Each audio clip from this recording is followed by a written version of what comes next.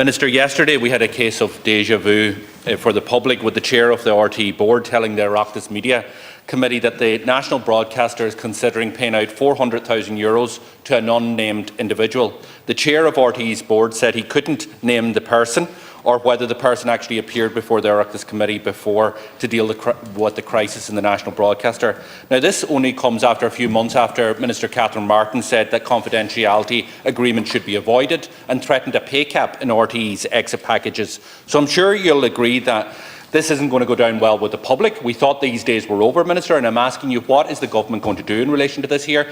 Is it also not time to implement the recommendation of your own independent Future of Media Commission, which called for the abolition of the licence fee? Or maybe you can elaborate to the Dáil. Have you been in discussions with Revenue to bring in a new charge that will apply to all households? Minister.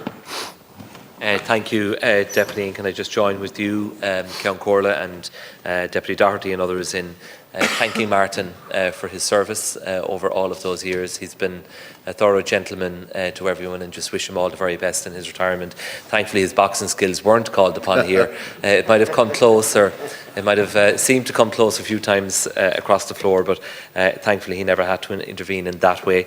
Deputy, I'm not familiar with the detail of that individual case, and I'm sure Minister Martin and her officials will be following up, and perhaps have been already with RTE in relation to that. But what I can say is that work is well underway in relation to making a decision on a sustainable funding basis for RTE into the future. And there are meetings across government that are ongoing, and we are anxious to make a decision on that to provide certainty, not just to RTE, but to all of those who provide public service content across the country. Deputy Duncan Smith.